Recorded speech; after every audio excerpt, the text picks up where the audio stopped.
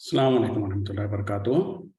अल-यौम यौमुस-सुलूस अरबा जमादिउल अव्वल 1444 हिजरी। आज मंगल का दिन है, नवंबर की 29 तारीख 2022। इंशाल्लाह अब हम अपनी कुरान क्लास शुरू करते हैं। आज हम सूरह हिज्र आयत नंबर 76 से इंशाल्लाह शुरू करेंगे।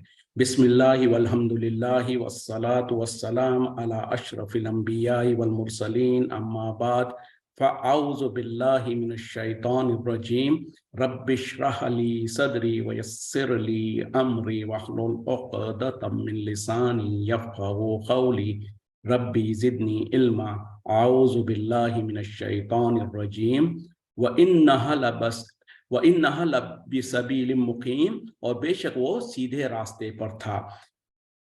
क्या मतलब है? यानी जो इससे पहले जो कौम लूत का जो वाक़या जो बयान किया गया था, उसके इख्तिताम में जब उनको हलाक कर दिया गया, उनको बर्बाद कर दिया गया, उसके बाद अब यहाँ पर कहा जा रहा है कि यकीनन वो जो बस्तियाँ थी वो एक सीधे रास्ते पर थी। यानी और जैसे आगे भी उसकी बात आ रही है कि वो जो ऐसे शाहराह पे थी, ऐसे रास्ता था जहाँ से गुजरते थे लोग, जो कि ख़ास तौर पे मदीने में जो लोग थे ना, वो जो सफ़र करते थे, मक्का और मदीने के लोग जो सो तिजारतों के लिए सफ़र करते थे मुल्क शाम के तरफ, तो जो रास्तों से गुजरते थे उसके करीब में ही ये बस्तियाँ थी, सदूम और वो जो दूसरे बस्तियाँ थी जहाँ पर ये कौम लूत रहा करती थी और जिनके ऊपर अल्लाह ताला ने अपना अजाब नाजिल किया था। तो अल्लाह ताला वही कह रहे हैं कि वो एक सीधे रास्ते पर था, यानी जो शाहराह, जो हाईवे जैसे कहते हैं, जहाँ से लोगों का आना जाता गुजर होता है, वैसी जगह पर वो बस्ती थी। इन्न फी ज़ालिका, बेशक इसमें लआयतन लिल मोमिनीन, अलबत्ता निशानियां हैं मोमिनों के लिए। यानी बेशक इसमें किसमें लूत अलैहिस्सलाम के और उनके कौम के साथ जो कुछ अल्लाह ताला ने मामला किया, ये सारे के सारे मामले में जो सो नसीहतें हैं, निशानियां हैं ईमान वालों के लिए। देखें अब यहाँ पर तो मुख्तसर तौर पर जो सो हज़रत लूत अलैहिस्सलाम के जो कौम की जो बदफेली थी, जो बुराई थी, उसका यहाँ पर थोड़ा सा जिक्र किया गया है। इससे पहले हम उसके तफसीलात गुजर चुके हैं, बात सुन चुके थे और इस पर हम थोड़ी सी बात भी कर चुके थे। लेकिन चूंकि आजकल एक वंस अगेन हॉट टॉपिक चल रहा है, खास तौर पे ये जो कतर में जो फुटबॉल का जो मैच हो रहा है और वहाँ पे जो कुछ हो रहा है, तो वहाँ पर जो उसकी जो तनकीद की जा रही थी कि उन लोगों को तनकीद कर रहे हैं, इस सिलसिले से मैं थोड़ा सा बता दूं कि अगरचे के कुरान में तो सख्ती के साथ इस फेल को बहुत बुरा करार दिया गया और उसी तरीके से पहली किताबों में भी ये बहुत बुरा था। खास तौर पे जो सो क्रिश्चियंस के पास भी और जूस के पास भी ये ममनू चीज़ है, जो खास तौर पे जिसको सोडोमी कहा जाता है या होमोसेक्सुअलिटी कहा जाता है, जो लवातत जिसको अरबी में कहते हैं। तो ये कौम चूंकि इस फेल में थी, इसी वजह से कौम लूत जिसको कहते हैं ना, तो उसी वजह से इसका नाम भी लवातत पड़ गया। यानी जो मर्दों के साथ मर्द जो सो बदफेली करते हैं, इस अमल को जो आज के ज़माने में उसको क्या कहते हैं कि होमोसेक्सुअलिटी कहते हैं या फिर सोडोमी जो कुछ है, तो ये सारे के सारे ये जो अमल है, ये बहुत ही लानती अमल है और बहुत ही बेहयाई का अमल है। बल्कि अल्लाह ताला ने कुरान में कहा कि सबसे पहले इस बुरे अमल को करने वाले कौम लूत ही थे। लूत अलैहिस्सलाम की कौम थी जिन्होंने इस बुरे फेल को शुरू किया था। अब उस जमाने में तो अल्लाह ताला ने उनको कैसी सजा दिया कि पूरी की पूरी बस्ती को हलाकत कर दिया, हलाक को बर्बाद कर दिया, उसको तबाह कर दिया और उनके ऊपर पत्थरों की बारिश किया।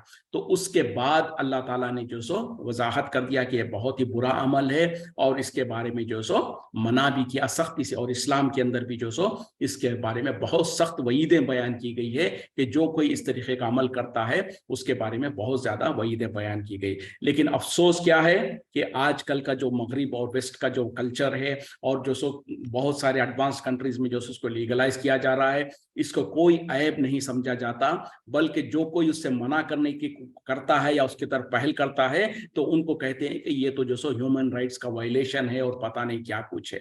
तो ये सही नहीं है। उनकी किताबों में भी, पहली किताबों में भी इसको हुर्मत है, इसकी हुर्मत है और यकीनन जो सो ये, और दुनिया में साइंटिफिकली भी मेडिकली भी जो सो इसके बहुत ज़्यादा बुरे असरात है। और बल्कि खुद आज से कुछ साल पहले जब एड्स का जो वबा फैली थी, उस वक्त में जो भी डॉक्टर्स और मेडिकल एक्सपर्ट्स कहते थे कि इसका मेन कॉज, एड्स का मेन कॉज वही है होमोसेक्सुअलिटी, जो कि जिसके ज़रिए से फैलता है। तो उस सब कुछ जानने के बावजूद भी आज जो सो इस तरीके से उसको प्रमोट किया जा रहा है या उसके उनके राइट्स के बारे में बात की जाती है, जबकि जो दूसरे मुसलमान हैं, मुसलमानों के ऊपर जो जुल्म ज़्यादती होती है, फ़लस्तीन में हो या कहीं और पर हो, उसके बारे में कोई बात नहीं करता, उसके बारे में कोई उनको नज़र नहीं आता और इनके बारे में बहुत ज़्यादा हसास हो जाते हैं। तो बहरहाल इस पे बहुत कुछ बात कहा और सुना जा सकता है, लेकिन वक्त नहीं है, सिर्फ सरसरी तौर पर मैंने इसका जिक्र करना मुनासिब समझा।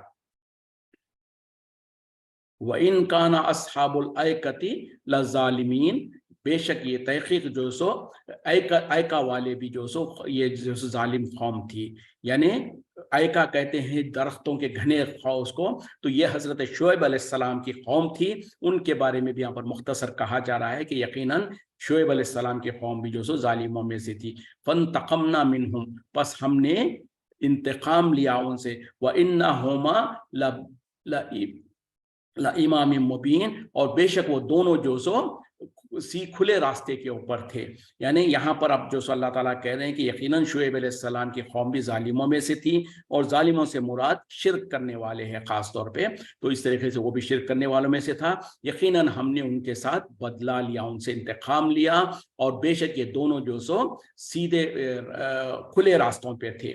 यानी मतलब क्या है, जिस तरीके से लूत अलैहिस्सलाम की जो बस्तियां थी वो जो सो मुल्क शाम जाने के रास्ते में पड़ती थी, उसी तरीके से ये शुएब अलैहिस्सलाम का जो कौम थी उनकी जो बस्तियां थी वो जो सो तबुक एक जगह है ना जहां पर जो सो नबी सल्लल्लाहु अलैहि वसल्लम भी जिहाद के लिए निकले थे, तो उस जगह पे जाने से पहले उसके रास्ते में ये बस्तियां पड़ती थी।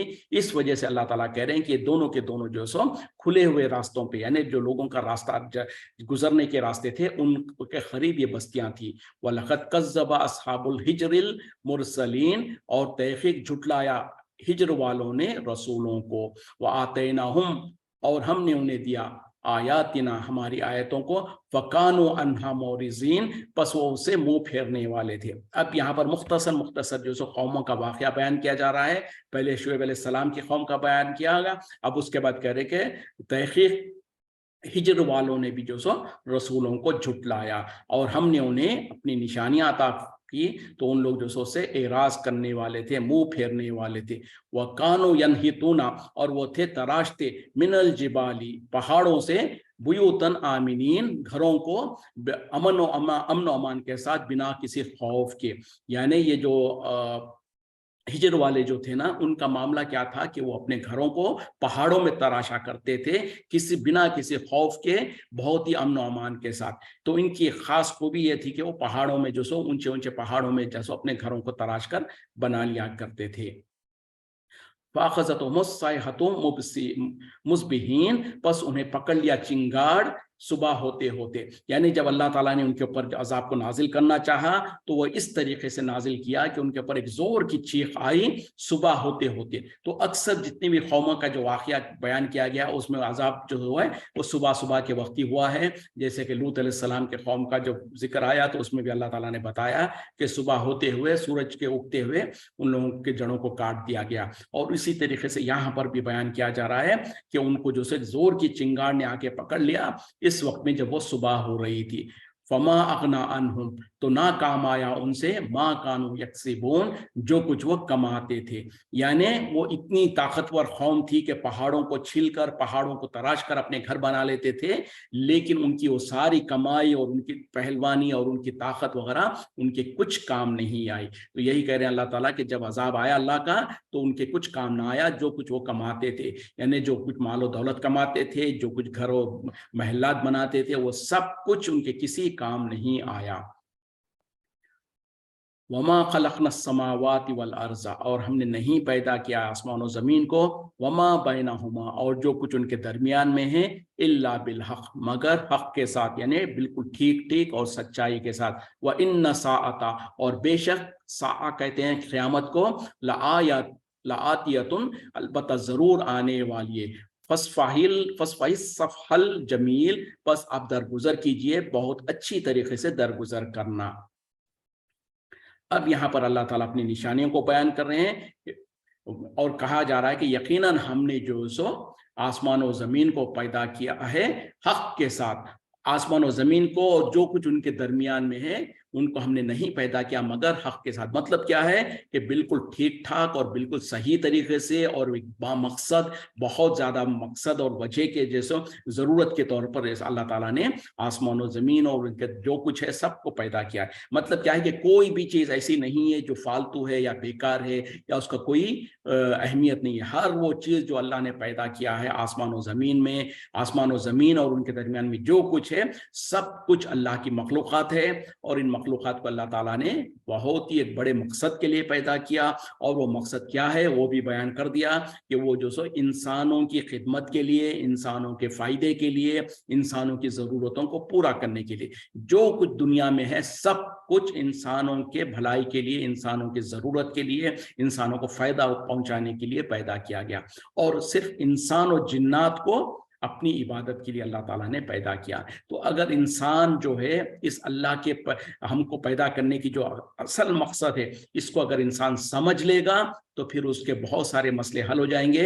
हमको याद दहानी के तौर पर बार बार ये बात कहने की जरूरत पड़ती है, जैसे कि अल्लाह ताला ने खुद कुरान में कहा, वमा खलक़तुल जिन्ना वल इंसा इल्ला लियअबुदून, हमने नहीं पैदा किया इंसान, जिन्नात और इंसान को मगर अपनी इबादत के लिए। तो हम अपने आप को बार बार याद दहानी करते रहें कि हमारी पैदाइश का मकसद सिर्फ और सिर्फ, अल्लाह ताला ने कहा कि सिवाय इसके और किसी मकसद के लिए नहीं पैदा किया। मतलब क्या है कि सिर्फ और सिर्फ अल्लाह की इबादत के खातिर अल्लाह ताला ने इंसानों को, जिन्नात को पैदा किया।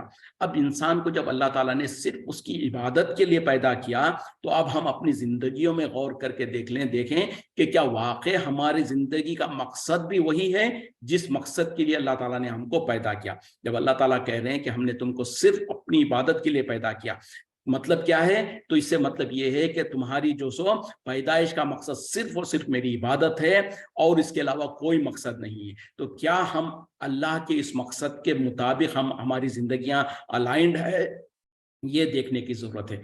लेकिन जब हम थोड़ा सा अपनी जिंदगियों में गौर करते हैं तो अफसोस से कहना पड़ेगा शायद ही कोई इंसान ऐसा हो जिस पर अल्लाह ने रहम किया है, वो वाकई अपनी जिंदगियों को अल्लाह के इस मकसद के मुताबिक अलाइन करके रखा है। वरना हम में से अक्सरियत का मामला क्या है कि हमारी जिंदगी का मकसद, जिस मकसद के लिए अल्लाह ने हमको पैदा किया उसके अलावा सब कुछ हो सकते हैं, लेकिन शायद ही कोई हमारे मकसदों में से किसी मकसद में ये भी शामिल है कि अल्लाह ताला ने हमको इबादत के लिए पैदा किया तो लिहाजा हमको उसकी इबादत भी करनी है।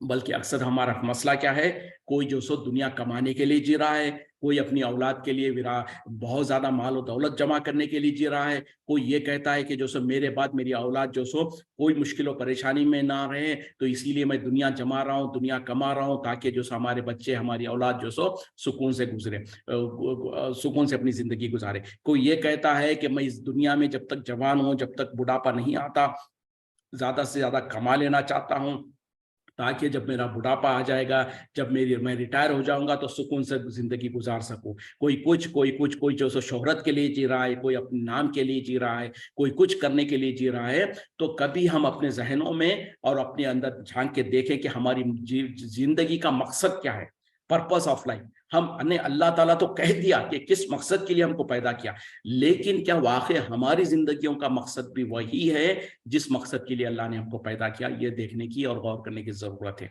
तो कभी हम अपने अकेलेपन में, अपने जो बिस्तर में लेट रहे हों, जब किसी को हम जवाब देना नहीं है, सिर्फ अपने आप पर गौर व फिक्र करके अपने अंदर तलाशने की कोशिश करें कि आखिर हमारी जिंदगी का मकसद क्या है। तो यकीनन हम यही जवाब मिलेगा। किसी का मकसद ये है कि उसकी औलाद जो सो, कोई कहता है कि मेरे बच्चे जो सो पढ़ लिख के बड़े हो जाएं, वो अच्छे पोजीशन में चल जाएं, मेरी जिंदगी का ये मकसद है। कोई कहता है कि मेरी जिंदगी का मकसद ये है कि मैं अच्छा घर बना लूं और इत्मीनान से रहूं। कोई कहता है कि मेरी मकसद फलां है, फलां है, फलां है। किसी के जहन से शायद ये बात निकलेगी कि यकीनन अल्लाह ताला ने हमको उसकी इबादत के लिए पैदा किया है। ठीक है, अगरचे कि मेरे मकासद और भी है, लेकिन मेरे मकसदों में एक मकसद ये भी है कि मैं अल्लाह की इबादत करूं। शायद ही हम में से बहुत कम होंगे। तो बहरहाल ہم تمام کو ایک دوسرے کو نصیحت کرتے رہنا ہے اور ہم اپنے مقصدوں کو دیکھیں کہ ہماری مقصد کیا ہے۔ جب اللہ تعالیٰ کہہ رہا ہے کہ صرف عبادت کے لیے ہم کو پیدا کیا ہے، تو پھر یہ کھانا کمانا، اولاد، شادیاں کرنا، اولاد پیدا کرنا، اور پھر اسی طریقے سے جو سو روزگار، ان کی جو سو کہاں پر یہ ان کو کہاں پر ایڈجسٹ کرنا پڑے گا، یا ان کے لیے کیا ہے؟ ان کے لیے تو وہی ہے جو اللہ تعالیٰ نے خود جواب دیا تھا، خود اللہ تعالیٰ نے قرآن میں کہہ دیا کہ میں ہی ہوں جو تم کو رزق دیتا ہوں، بلکہ کہا کہ تم کو بھی، تمہاری اولاد کو بھی دیتا ہوں، بلکہ کہا کہ جو سو وما خلقت الجن والانس الا لیعبدون ما یرید منہم الرزق، کہ میں ان سے رزق نہیں چاہتا، ان اللہ هو الرزاق ذو القوۃ المتین۔ اللہ تعالیٰ نے کہہ دیا کہ میں نے انسان اور جنات کو صرف اپنی عبادت کے لیے پیدا کیا، میں ان سے رزق کموانا نہیں چاہتا، بلکہ میں ہی ہوں جو ان کو رزق دیتا ہوں۔ اللہ تعالیٰ ہی ہے جو رزاق ہے اور بہت طاقتور ہے۔ تو پتہ کیا چلا کہ جو کچھ ہمارے مقاصد ہے دنیا میں، جو اکثر ہم جس میں اپنی زندگی کو کھپاتے رہتے ہیں، وہ کیا ہے کہ دنیا میں رزق کمانا ہے، مال و دولت کمانا ہے۔ ہم یہ سمجھتے ہیں کہ اگر ہم صرف عبادت کرتے بیٹھ جائیں گے تو ہم بھوکے مر جائیں گے، ہمارے اولاد کو کون دیکھے گا، ہمارے کھانے پینے کا انتظام کون کرے گا؟ تو ہم در حقیقت میں ہماری پرائیورٹیز ہی پوری اپ سائڈ ڈاؤن ہو گئی ہے۔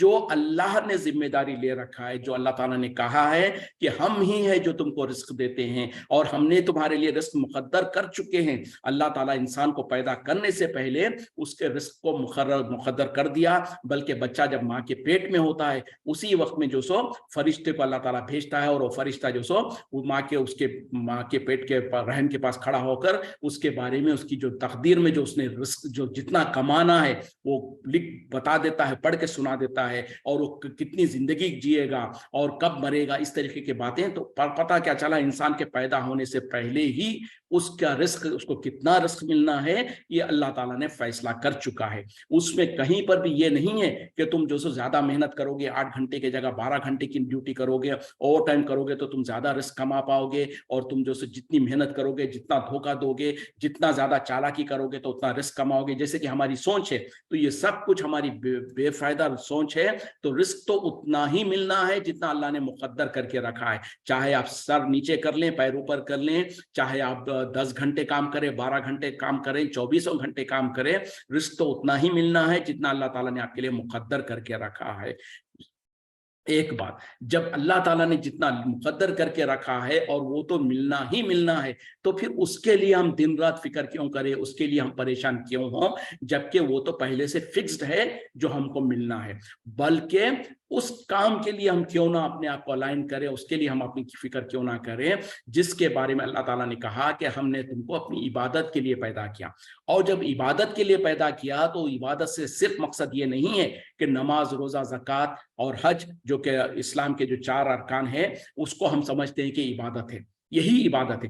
عبادت تو ہے یہ، لیکن صرف یہی عبادت نہیں ہے۔ اگر یہی عبادت ہوتا تو اللہ تعالیٰ کیوں کہتا ہے کہ ہم نے صرف عبادت کے لیے پیدا کیا، جبکہ آپ کو جو سو روزانہ جو عبادت کرنے کی وہ صرف نماز ہے، اور نماز کو لے دے کے آپ دن بھر میں اگر زیادہ سے زیادہ بھی استعمال کریں گے تو 2 گھنٹے سے زیادہ آپ صرف نہیں کریں گے نماز پڑھنے کے لیے۔ تو 24 گھنٹے میں سے 2 گھنٹے اگر آپ نماز کے لیے لگا رہے ہیں، عبادت کے لگا رہے ہیں، تو باقی کے 22 گھنٹے آپ کو آزادی، اللہ تعالیٰ آزادی سے کے ساتھ چھوڑ رہا ہے، اور پھر بھی کہتا ہے کہ ہم صرف عبادت کے لیے پیدا کریں۔ تو مقصد کیا ہے؟ تو مقصد یہ ہے کہ در حقیقت میں جو ہماری 24 گھنٹے کی جو زندگی ہے، وہ پوری کی پوری زندگی اللہ کے مرضی کے مطابق ہو، اللہ کی شریعت کے مطابق ہو، اس کے احکامات کے مطابق ہو، تب جا کر ہم جو سو اللہ تعالیٰ نے جس مقصد کے لیے ہم کو پیدا کیا ہے اس مقصد پہ پورے اترنے والے ہوں گے۔ تو پتہ کیا چلا، آپ رزق جو کمانے کے لیے جو کوششیں کرتے ہیں، جو محنتیں کرتے ہیں، جو تجارت کرتے ہیں، وہ بھی شریعت کے مطابق ہو، اللہ کے قوانین کے دائرے میں ہو۔ جو آپ شادی بیاہ کرتے ہیں اس میں بھی جو سو شریعت کا حکم جو ہے اس کو اختیار کریں۔ آپ جو جس کے بھی انسانوں کے ماں باپ کے حقوق ہے، اولاد کے حقوق ہے، میاں بیوی کے حقوق ہے، پڑوسیوں کے حقوق ہے، جو ہے آپ جو کاروبار کرتے ہیں، جو لین دین کرتے ہیں، جو عہد و پیمان کرتے ہیں، جو آپ اگر کوئی جو سو جج जज है, किसी अदालत में बैठकर फैसला कर रहा है, तो वो जो फैसले करता है ये तमाम के तमाम चीज़ों में अल्लाह की शरीयत के मुताबिक और अल्लाह ने जो इजाज़त दिया है, जितना दायरे में उसको इजाज़त दिया उसके मुताबिक, और जो हराम किया उससे बचते हुए इंसान जब जिंदगी गुजारेगा तो दर हकीकत में वो 24 घंटे जो सो अल्लाह की इताअत और फरमाबरदारी में गुजार रहा है। और उस वक्त में जब कहा जाएगा कि जो अल्लाह ने जिस मकसद के लिए हमको पैदा किया, तो दर हकीकत में एटलीस्ट हम उसको अचीव करने की कोशिश कर रहे हैं। और जब इंसान इस तरीके की कोशिश में लग जाता है तो फिर अल्लाह ताला उसकी जो दूसरी ज़रूरतें हैं वो खुद उसकी ज़रूरतों को पूरा करता है और उसका रिस्क जो है उसके कदमों में आके गिरता है। जब इंसान रिस्क के लिए पूरी जिंदगी गुजार लेता है तब भी जो सो उसको वो रिस्क नहीं मिलता और वो फिर भी जो सो हाँफते ही रहता है और फिर परेशान ही रहता है। लेकिन जब इंसान जो सो अपनी प्रायोरिटीज को अल्लाह के हुक्म के मुताबिक कर लेता है और अल्लाह की इबादत के लिए करता है और आखिरत उसकी हमेशा प्राइम फिक्र होती है और प्राइम जो सो जिम्मेदारी होती है और उसके लिए अचीव करना चाहता है, तो फिर अल्लाह ताला उसको जो सो रिस्क और दुनिया जो सो उसके कदमों में ला के डाल देता है। ये अल्लाह का तरीका है। अल्लाह के खातिर जिन चीज़ों को आप छोड़ेंगे अल्लाह ताला वो चीज़ों को तुम्हारे कदमों में ला के दे लेगा। लेकिन जिन चीज़ों के लिए आप अल्लाह को छोड़ेंगे, अल्लाह की रज़ा को छोड़ेंगे, तो अल्लाह ताला बड़ा ग़ीरत वाला है। अल्लाह ताला जो उन चीज़ों को हरगिज़ आपको मिलने नहीं देगा, बल्कि उनको आपसे दूर भी करेगा और फिर जो अल्लाह की नाराज़गी भी हो जाती है। तो बहरहाल ये एक सोच थी, फिक्र थी जो मैं बताना चाह रहा था। बात लंबी हो गई। इन्न रब्बका, बेशक आपका रब, हुवल खल्लाकुल अलीम, वही है पैदा करने वाला, जानने वाला। यानी अल्लाह ताला अपनी सिफत को बयान कर रहे हैं कि यकीनन अल्लाह ताला वो, बेशक आपका रब जो है वही है जो पैदा करता है और जानता है। वलक़द आतैना का, और तहक़ीक़ हमने आपको अता किया है, सब मिनल मसानी, 7 दोबारा बार बार दोहराए जाने वाली, वल क़ुरआन अल अज़ीम, और क़ुरआन अज़ीम यानी अज़मत वाली क़ुरआन। अब यहाँ पर अल्लाह ताला नबी सल्लल्लाहु अलैहि वसल्लम को मुखातिब होकर कह रहे हैं कि यकीनन ए नबी सल्लल्लाहु अलैहि वसल्लम, हमने आपको 7 बार बार दोहराए जाने वाली आयतें अता फरमाया है और क़ुरआन अज़ीम अता फरमाया है। तो मतलब क्या है, ये क्या है 7 बार बार दोहराए जाने वाली आयतें? इससे मुराद सूरह फातिहा है। सूरह फातिहा की जो 7 आयतें हैं जो कि इंसान बार बार उसको दोहराता है। कैसे?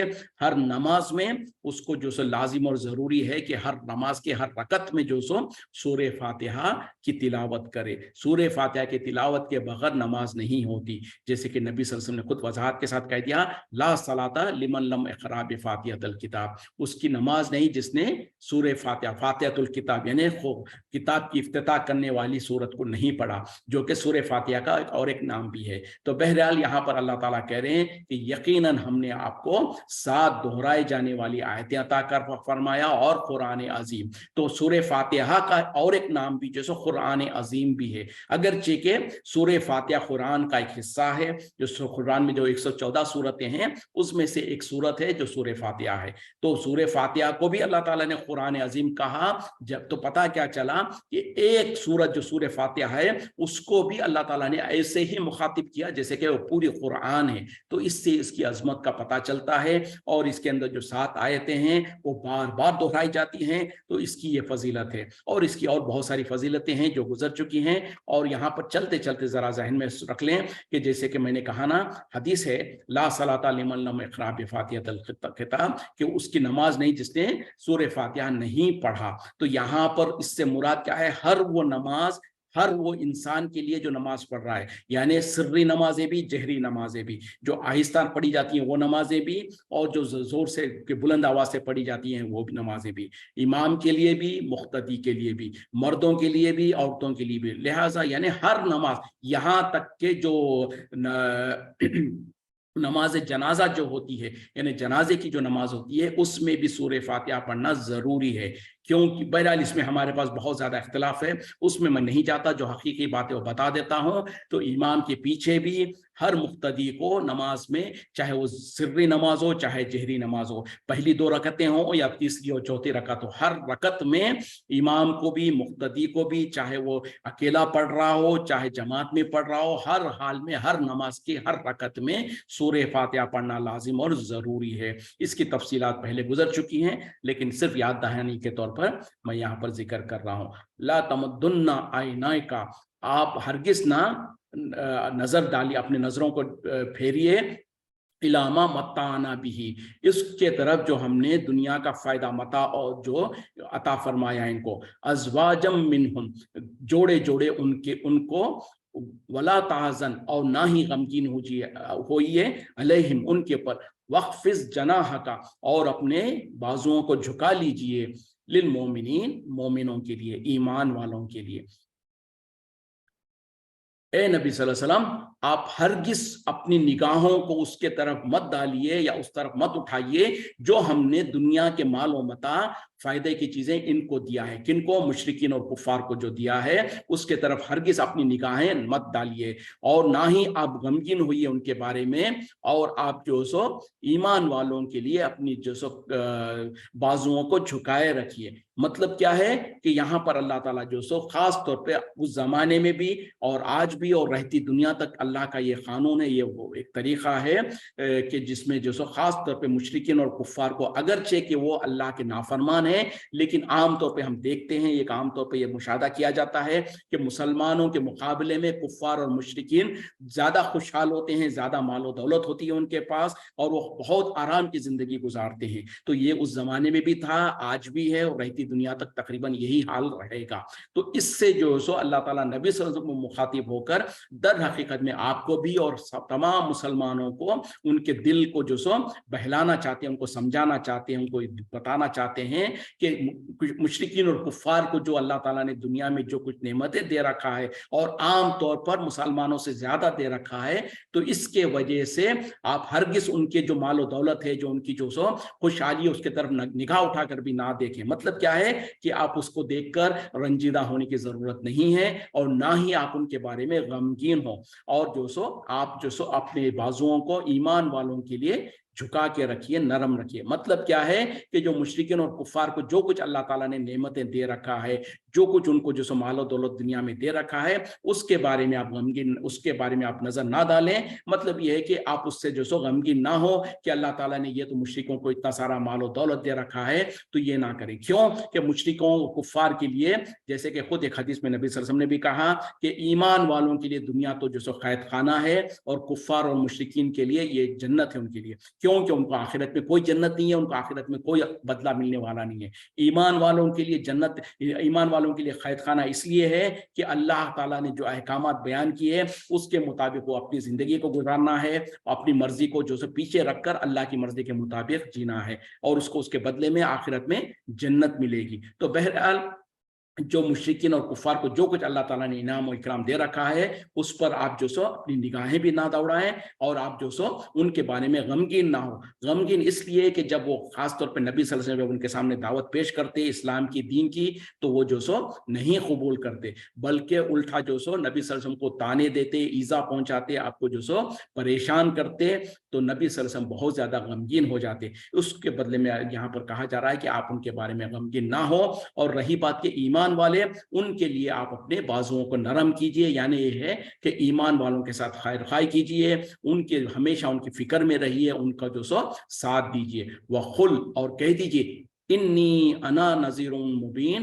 بے شک میں تو کھلا ہوا اعلانیہ طور پر ڈرانے والا ہوں۔ یعنی آپ لوگ ایمان والوں کے لیے اپنی بازوؤں کو نرم رکھیے، یعنی ان کی فکر کیجئے، ان کے ساتھ خیر خواہی کا معاملہ کیجئے، اور آپ اعلان کر دیجئے کہ یقیناً میں تو جو سو واضح طور پر، اعلانیہ طور پر ڈرانے والا ہوں۔ کس چیز سے ڈرانے والا ہوں؟ اللہ کے عذاب سے، جہنم سے۔ اگر ایمان نہیں لائیں گے، اللہ کی اطاعت و فرما برداری نہیں کریں گے، تو جو سو جہنم اور اللہ کے جو عذاب ہے اس سے ڈرانے والا ہوں۔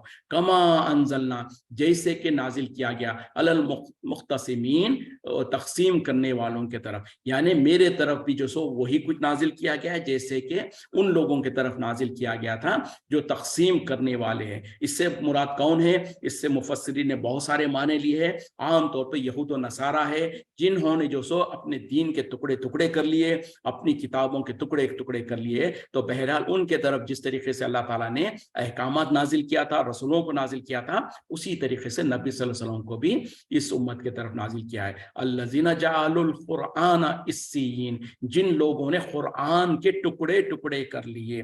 اب یہ پہلی جو بتا گیا نا وہ قوم جنہوں نے ٹکڑے ٹکڑے کر لیے. تو اگر اس سے مراد یہود و نصارہ ہے تو پھر یہاں پر اس قرآن سے مراد ان کو جو کتابیں دی گئی تھی وہ مراد ہے, یعنی یہود تورات اور انجیل. اور اگر اس سے مراد مسلمانوں کے اندر کے جو برے لوگ ہیں جنہوں نے اپنے دین کو ٹکڑے ٹکڑے کر لیا, تو پھر اس سے قرآن سے مراد قرآن ہی ہے. جیسے کہ ہم دیکھتے ہیں کہ کچھ برے لوگ جو سو قرآن کے کچھ حصوں کو تو مانتے ہیں اور کچھ حصوں کو نہیں مانتے, یعنی کچھ احکامات کو تو مانتے ہیں اور کچھ احکامات کو نہیں مانتے.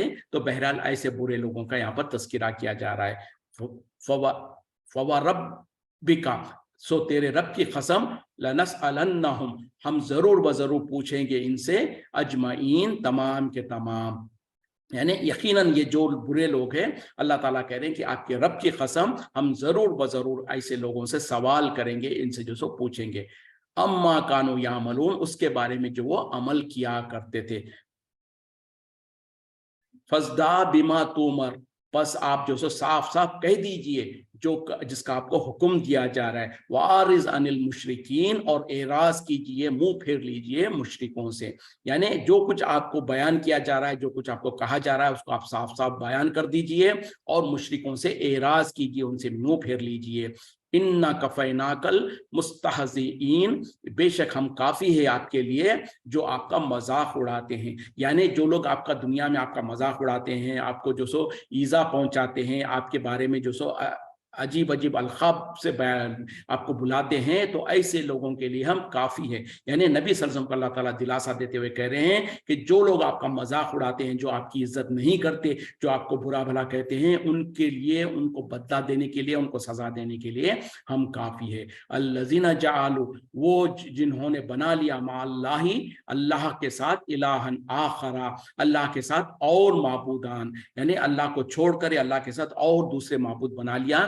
فَسَوْفَ يَعْلَمُونَ, ان قریب وہ جان لیں گے. یعنی وہ لوگ جو آپ کو مذاق اڑاتے ہیں وہ وہی لوگ ہیں جو کہ اللہ کے ساتھ دوسروں کو اللہ کے برابر الہ بنا لیتے ہیں, یعنی اللہ کو چھوڑ کر اللہ کے ساتھ اور معبود بنا لیتے ہیں. تو ان قریب وہ جان لیں گے. مطلب کیا ہے, مشرکین مکہ خاص طور پہ جب اس زمانے میں جب قرآن نازل ہو رہا تھا, وہ نبی صلی اللہ علیہ وسلم کا مذاق اڑاتے تھے. اور ان لوگوں کا معاملہ کیا تھا کہ وہ اللہ کی عبادت تو کرتے تھے, اللہ کی عبادت کے ساتھ ساتھ دوسروں کی بھی عبادت کرتے تھے. جو 360 بت ان لوگوں نے خانہ کعبہ میں جمع کر کے رکھا تھا, ان کی بھی عبادت کرتے تھے. تو اسی کے بارے میں یہاں پر اللہ تعالیٰ کہہ رہے ہیں, وہ لوگ جنہوں نے اللہ کے ساتھ اور خداؤں کو بنا رکھا تھا تو وہ ان قریب جان لیں گے. مطلب کیا ہے کہ جو گناہ کرتے ہیں, جو غلطیاں کرتے ہیں, اس کی سزا اور اس کا جو جب اللہ تعالیٰ ان کو پکڑے گا تو اس وقت میں وہ اپنی تکلیفوں کو اور اپنے جو سو برے اعمال کو جان لیں گے. وَلَقَدْ نَعْلَمُ, اور تحقیق ہم جانتے ہیں, أَنَّكَ يَسِيقُ صَدْرُكَ, تحقیق آپ کا سینہ جو ہے تنگ ہوتا ہے, بِمَا يَقُولُونَ, اس پر جو وہ کچھ کہتے ہیں. یعنی اے نبی صلی اللہ علیہ وسلم, ہم اچھی طریقے سے جانتے ہیں جو کچھ آپ کو تنگی ہوتی ہے, آپ کے سینے کو جو تنگ ہوتا ہے جب یہ لوگ جو کچھ کہتے ہیں. یعنی جب مشرکین مکہ, کفار مکہ, جب نبی صلی اللہ علیہ وسلم کو ایذا پہنچاتے تھے, آپ کو جو سو بہت برے برے القاب سے نوازتے تھے, آپ کو جو سو تکلیفیں دیتے تھے, تو یقیناً نبی صلی اللہ علیہ وسلم کو اس سے بہت زیادہ تکلیف ہوا کرتی تھی, آپ کا سینہ گھٹن محسوس کرتا تھا. تو اس کے بارے میں اللہ تعالیٰ کہہ رہے ہیں کہ ہم کو اس کا اچھی طریقے سے علم ہے, جو کچھ یہ کہتے ہیں جس کی وجہ سے آپ کا سینہ تنگ ہوتا ہے, آپ کو تکلیف ہوتی ہے. مطلب کیا ہے کہ ہم جانتے ہیں, مطلب یہ ہے کہ ہم اس کی سزا بھی دیں گے ان لوگوں کو, اور ہم اچھی طریقے سے ان کو اس کا بدلہ دیں گے جو لوگ یہ کام کر رہے ہیں. فسبح, پس آپ تسبیح کریں, بحمد ربک, حمد کے ساتھ اپنے رب کی, وقم من الساجدین, اور آپ ہو جائیے سجدے کرنے والوں میں سے, یعنی جو لوگ سجدہ کرتے ہیں ان کے ساتھ آپ ہو جائیے. وعبد ربک, اور آپ عبادت کیجیے اپنے رب کی, حتی, یہاں تک کہ یاتیک الیقین, آپ پر یقین آ جائے, یعنی آپ پر موت آ جائے. یعنی دیکھیں اللہ تعالیٰ نے پہلی آیت میں کہا کہ یقیناً ہم کو اچھی طریقے سے پتا ہے, ہم کو علم ہے, جو کہ آپ کا سینہ تنگ ہوتا ہے اس سے جو کچھ یہ لوگ کہتے ہیں. مطلب کیا ہے کہ ہم کو اچھی طریقے سے پتا ہے. پھر اس کے بعد اللہ تعالیٰ کہہ رہے ہیں کہ آپ جو ہے, مطلب کیا ہے کہ ہم کافی ہے है इन मुशरिकीन और कुफ्फार को सजा देने के लिए। बस आपका जो काम करने का है वो क्या है कि आप तस्बीह बयान कीजिए हम्द के साथ आपके रब की, और आप जो सो सजदा करने वालों के साथ मिल जाइए। मतलब क्या है कि आप अपनी फिक्र, आप हम और गम ना करें कि लोग ये आपको क्या कहते हैं, उनके लिए तो हम काफी है।